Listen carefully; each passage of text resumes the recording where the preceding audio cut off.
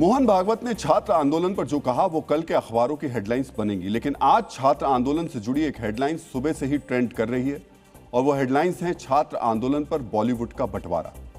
मित्रों, आज प्रसिद्ध अभिनेता और गीतकार पीयूष मिश्रा ने छात्र आंदोलन पर जो बात कही उससे देश भर में यह संदेश गया कि माया नगरी गुड बॉलीवुड और बैड बॉलीवुड में बंट गई है। आज आपको जानना चाहिए बॉलीवुड के किन चेहरों की वजह से उनको झारखंड के छात्रों के सामने शर्मिंदा होना पड़ा। मित्रों, आज आंदोलन के 13वें दिन झारखंड में प्रदर्शन कर रहे छात्रों और सरकार के बीच भी वार्ता का रास्ता खुला है।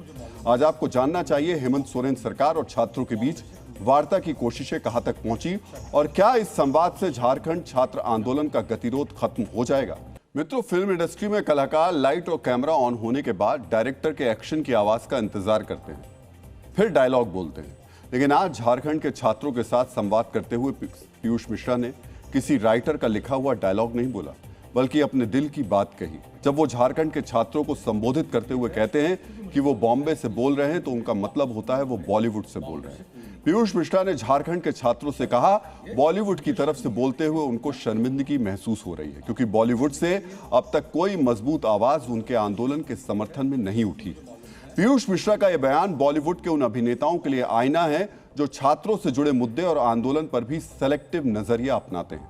कुछ दिनों पहले ही जंतर मंतर के छात्र आंदोलन में बॉलीवुड के कुछ सितारे पूरी ताकत से छात्रों की आवाज से आवाज मिला रहे थे, लेकिन झारखंड के आंदोलनकारी छात्रों के लिए कुछ भी बोलने की जब बारी आई तो शायद उनका गला बैठ गया।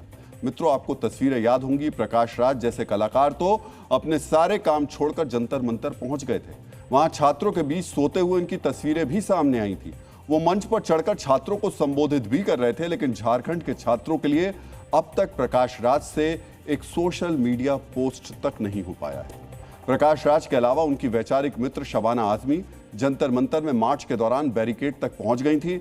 मित्रों, शबाना आजमी की उम्र लगभग 75 साल है। इस उम्र में उन्होंने जंतर मंतर पर खूब उत्साह दिखाया था। शबाना आजमी ने दावा किया था कि उन्होंने छात्रों के लिए प्रधानमंत्री को चिट्ठी लिखी है। इससे फायदा नहीं हुआ तो खुद आंदोलन में शामिल होने चली आई। लेकिन सवाल उठता है, झारखंड के छात्रों के लिए क्या उनके कलम की स्याही सूख गई या फिर उनके पास झारखंड के छात्रों की आवाज उठाने के लिए अल्फाज ही नहीं है। जो शबाना आजमी छात्रों के लिए मुंबई से दिल्ली आ सकती हैं, वो दिल्ली से रांची का टिकट क्यों नहीं कटवा पा रही है। मित्रों, वैसे शबाना आजमी अगर मुंबई से रांची जाना चाहें तो उनका थोड़ा कीमती वक्त भी बच जाएगा, क्योंकि डायरेक्ट फ्लाइट के जरिए मुंबई से दिल्ली आने में 2 घंटे 15 मिनट लगते हैं, लेकिन रांची पहुंचने में सिर्फ 2 ही घंटे लगते हैं।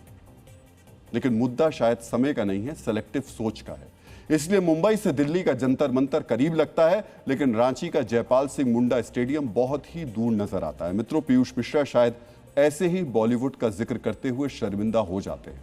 मित्रों, झारखंड के छात्रों को बॉलीवुड स्टार्स का समर्थन मिले चाहे ना मिले, वो अपनी मांग को लेकर डटे हुए हैं। इसी का नतीजा है आज झारखंड सरकार परीक्षाओं में सुधार के लिए छात्रों से बात करने के लिए तैयार हो गई, जिसके बाद प्रदर्शन कर रहे छात्रों ने भी राज्य सरकार से बातचीत करने के लिए अपना प्रतिनिधिमंडल चुन लिया।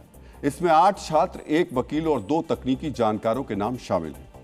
ये लिस्ट सौंपे जाने के बाद अब छात्रों को सरकार के जवाब का इंतजार है। सरकार बैठक का समय और जगह तय करके छात्रों को इसकी सूचना देगी। समय और स्थान तय होते ही सरकार और छात्रों के प्रतिनिधियों के बीच बातचीत होगी। 3 पॉइंट पे तो शुरुआत से ही हम लोग रद्द, जांच और रिफॉर्म। रद्द TDPL के द्वारा कराया गया सारे एग्जाम, रद्द अभय कुमार तिवारी की संलिप्तता के एग्जाम, जांच CBI ED और रिफॉर्म में कुछ 5-7 पॉइंट्स हमारे अकाउंटेबिलिटी तय की जाए, नियमित कैलेंडर हो, एज रिलैक्सेशन मिले, एजेंसी जो आउटसोर्सिंग है उसको समाप्त किया जाए।